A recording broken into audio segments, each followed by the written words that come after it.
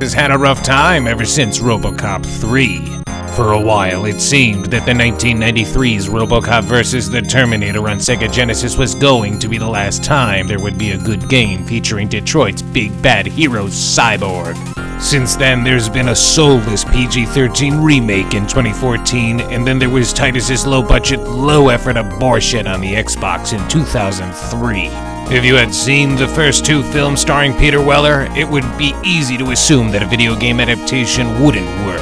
Robocop is deliberately a slow-moving tank-like man with limited mobility. He's effectively a vegetable on life support, encased in titanium and powered by synapses and a government computer system. The minds behind the criminally underrated Terminator Resistance have cracked the code to making a good Robocop game. It's not just a quality and authentic game that does the first two films justice. It supplants the third film and acts like a true sequel to Robocop 2. Like how Terminal Reality's Ghostbusters can be regarded as the sequel to Ghostbusters 2. How did they do it? By force or consent, we're about to find out. So let's get a move on, I don't have all day. This is Robocop. Drug lords are launching weapons of terror. We must fight back. Your telephone is linked to my weapon system. Call now to activate. Dial 1-900-820-8888.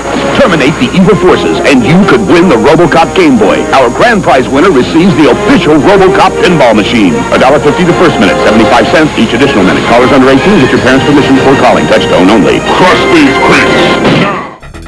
Robocop 1987 is one of the few films to come out of Hollywood that could be described as a perfect movie. It manages to be endlessly entertaining while also being rich with its prophetic themes. It made sense that there would be a demand for a video game adaptation since Alex Murphy, Robocop as we know him, was a character that resonated with many gamers. Robocop Rogue City is set after the events of Robocop 2, 1990. Kane may be long dead, but the lasting impact of his nuke drug cult is as strong as it's ever been. There are dealers all over the streets of Metro Detroit, prostitutes loitering at almost every corner, kids have guns, and drunken homeless men wander the streets. Gangs and weird killers like me still thrive and skulk in the darkness. It's almost as bad as the real Detroit. Where's your hero man now? The story is admittedly a retread of the first and second films, but has the benefit of interactivity where players can shape Murphy's alignment. Gamers will have to balance how and when to uphold the law, and when to serve the public trust. This all comes down to how hard on criminals like me you wish to crack down on. Now this is an interesting dynamic, because it affects how NPCs will view Robocop. Is he a trustworthy human or a cold machine? You're gonna have to decide with your actions, so be careful with people like me. It's like the developers took a few pages from Deus Ex Human Revolution's playbook. When the world is a toilet, pieces of shit will have the best time with the court of public opinion. So what's your move now, Metal Man? Robocop Rogue City isn't an immersive sim since Murphy has too many limitations compared to a human. He handles as he does in the film. He moves slowly, doesn't crouch, and can quickly target foes.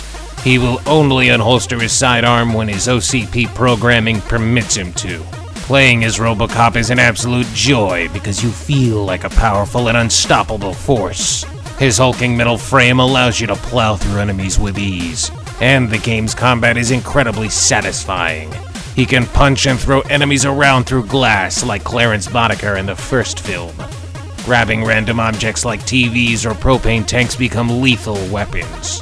The iconic Auto 9 pistol can blast punks to pieces just like the film, and it has infinite ammo and is versatile enough that it can be modified with upgrades using a cheeky chip system that is kind of like the sphere grid from Final Fantasy X.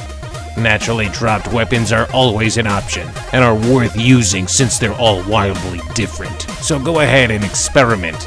There's toys all around for you to play with, and when you find me, I'll be waiting to shoot right back. The skill tree buffs Murphy's stats as well as gains him new abilities that can help in a shootout, or when helping people. Robocop Rogue City isn't always about making punks stumps squirt jets of red jam. Oh no, there's some delightfully cheeky moments where gamers can participate in Yakuza-like side stories, like getting other officers in the police station to sign Lewis's get-well-soon card. How cute. The game's environments are also beautifully realized. The neon-lit streets of old Detroit are a sight to behold, and the gritty alleyways are towering skyscrapers, and they all feel like they belong in the Robocop universe. All of the details and callbacks from the fake advertisements in the movies are here. Ads for Magnavolt, Sunblock 5000, and even Nukem board games can be found lying around. I'll buy that for $1. The game's world feels alive and believable, and it has a liminal atmosphere when stomping around the rain-slick streets at night when puking hobos and stray cats are lurking in the distance. Sadly, none of the arcade games are playable. This was a missed opportunity to get Data East's Robocop 1988 arcade cabinet as an amusing bonus.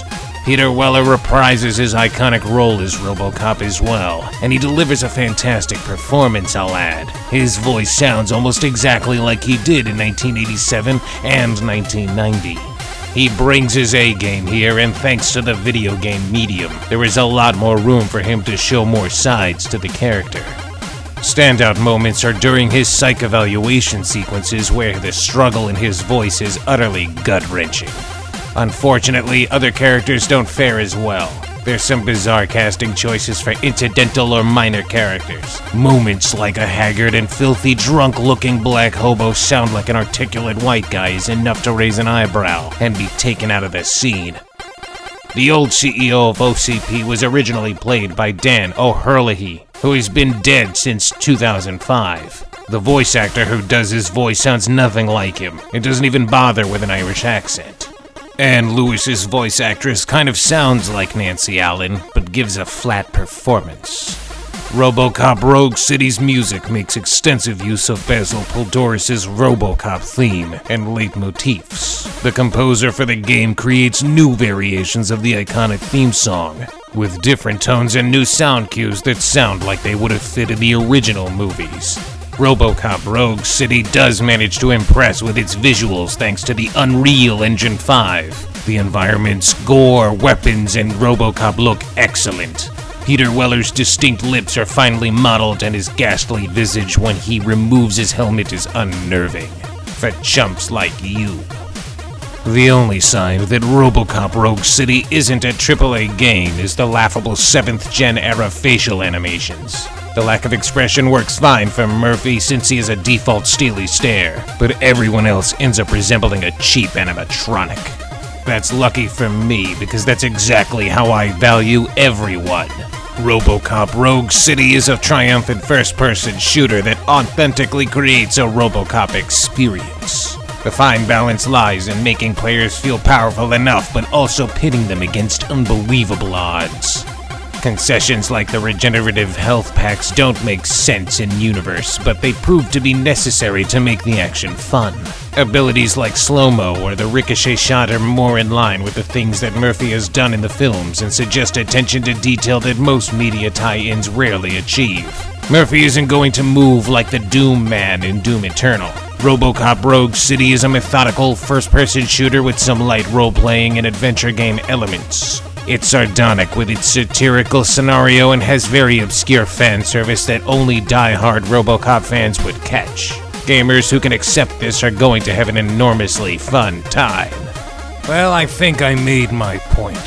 Now, bitches leave. What a shame it would be if you didn't like and subscribe. Maybe if you shared this video, Command might let me review more cool and interesting games.